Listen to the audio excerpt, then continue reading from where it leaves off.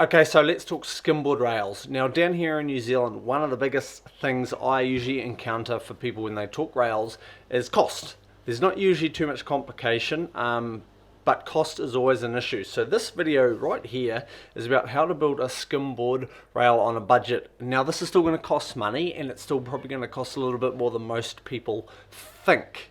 But this is just a few tips and tricks on how to get it for as cheap as possible. Now firstly, for the actual box part of the rail, firstly you have to decide what it is that you're building, the material used, the weights and costs, because with any little change in wood, like if we go to a thicker plywood, there's going to be more weight, there's going to be more strength, there's also going to be more weight. Now weight is a huge factor when it comes to lugging this rail around, dragging it across sand. Sometimes you got to drag them for miles, so all that is a huge factor. And of course buying a wood that will stay together. Now plywood, any plywood is fine. Some people will tell you you've got to go marine ply, you got to do this. You don't. Basically you'll probably beat the hell out of the rail before it actually falls apart. So what I'm using right here, this piece right here is a 7mm top sheet. That is certainly as thin as you want to go for the top sheet. Don't typically skimp on the top sheet. Now what is very important here is strength, because your feet and your bodies typically run along this top sheet from time to time. You do not want a super thin sheet that your feet are likely to go through, potentially causing very serious injuries. Just picture your foot going down through the boxes, you're moving that way. Never had it happen, never want it to happen. Sidewalls, now I'm using 12mm purely because I got this cheap. A little tip to getting plywood cheap: let's go around to building sites, go to wood centres and ask for offcuts, ask for packing sheets. A lot of the time, especially if you're a young fella, they'll probably give you these for free. I got these for free. Wouldn't be my absolute first pick of material, because I'd pick them to what I choose. I wouldn't have this thicker sides, and these are also already cut, so we're building a rail basically around the specs of what I've been given.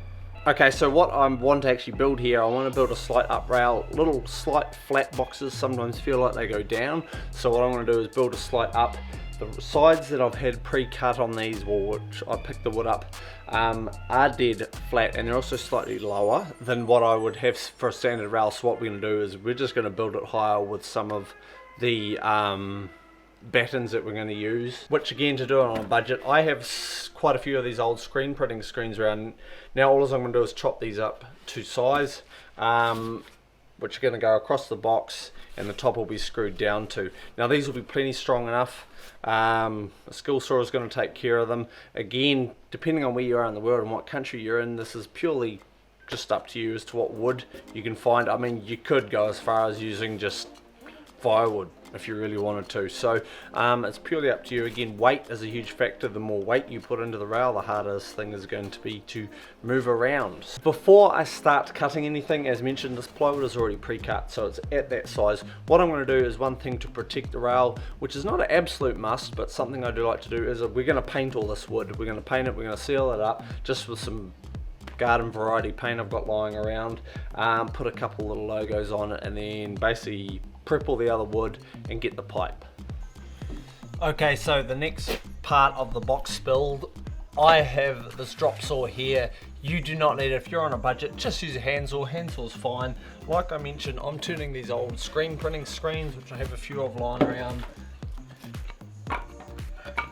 into these parts which I need for like the cross members of the box. Now these are predetermined length which change every box, but they're very cheap, very lightweight, and gives a lot of the box, obviously holds the box together, it gives a lot of it its structural integrity, and you can't build it without these. So I'm basically just going to chop a few more of these up and we'll screw the box together. Okay, now when it comes to screwing this together, you can probably see these below me all painted up. We've got some bright pink oxy stencils on it. Screws, a lot of people will say you have to use stainless. I don't feel you do. Stainless screws are a hell of a lot more expensive.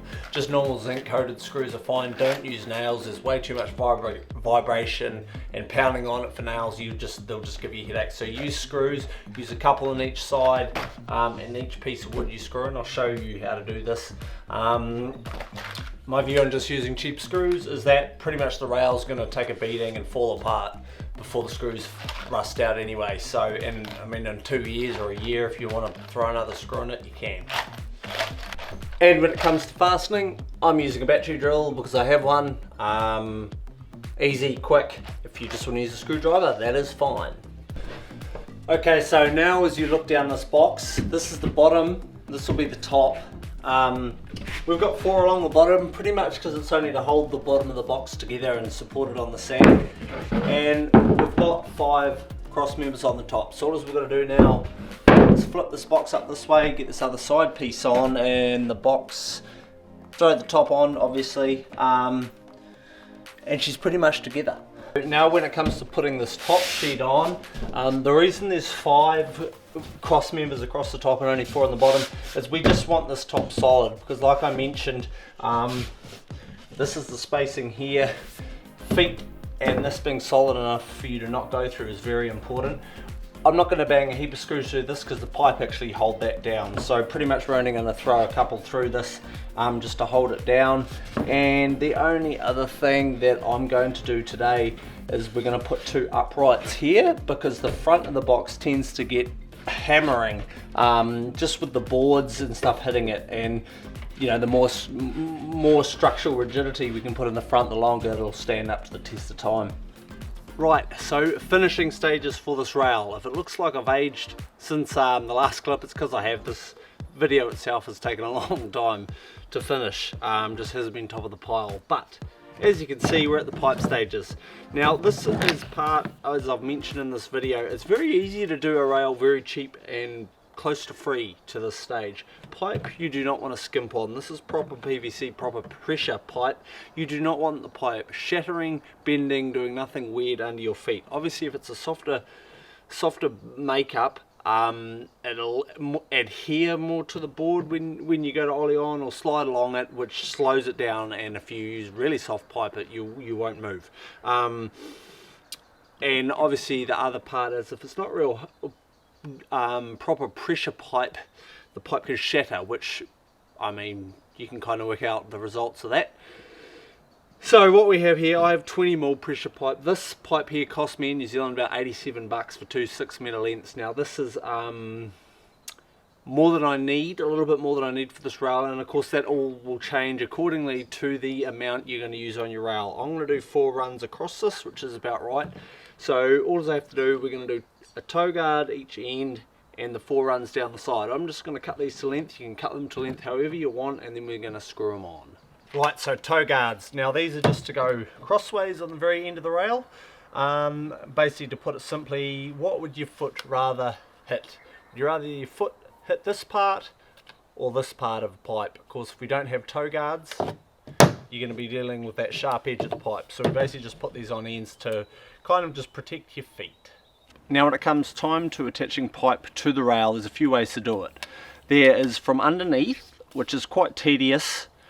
You've got to measure everything and you've got to make sure everything lines up, as well as what I don't like is the fact that there's a screw poking through from the bottom of the rail. Of course it's inside the pipe, but it's just to eliminate that.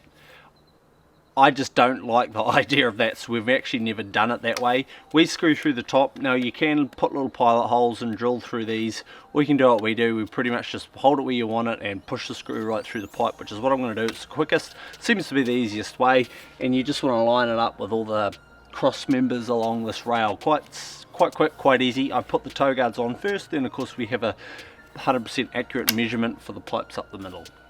Right, toe guards attached. Now it's for the actual pipes that we need on the rail.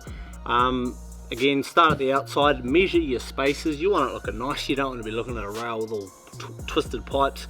But I'll just start at the outside, go outside, outside, inside, inside, 4 runs, and it's finished. Now when you're screwing these ones in, don't go just screwing them in willy-nilly. You want to hit those cross members that you got across the rail. So either map them out, or you can tell just by the screw holes on the side, and put the screws through there to give it maximum bite and hold for the pipe.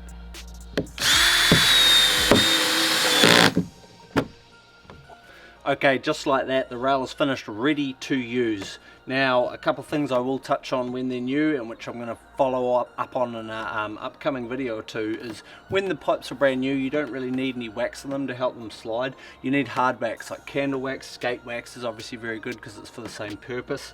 And we just rub those along the pipes to keep them nice and slick. So that's basically a finished rail. This rail all up, I mean, I had to buy the pipe at $87 and I had to buy bits and pieces and already had the tools, but I don't believe you can build a rail for very cheap unless you have the hookups with the materials. So wood's easy. I would suggest if you're looking to build your own, go around to building sites and things like that, ask the builders, try to get offcuts. The pipes is probably the key, and do not skimp on costs when it comes to the pipe. As I mentioned just before, I'm going to be following this up with some more rail and skimboarding, general skimboarding stuff, real back to basics. I'm going to take this rail away with me this weekend, and I'm going to film like where to set the rail, things like that, and of course then how to actually use the rail. I myself haven't hit a rail in a little while, so I'm going to be bloody rusty, but I'm keen to get into it and film some more videos.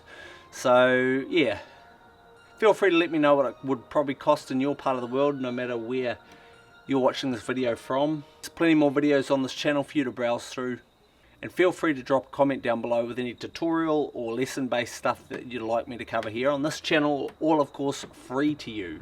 I'm Sam Price, I will see you at the beach.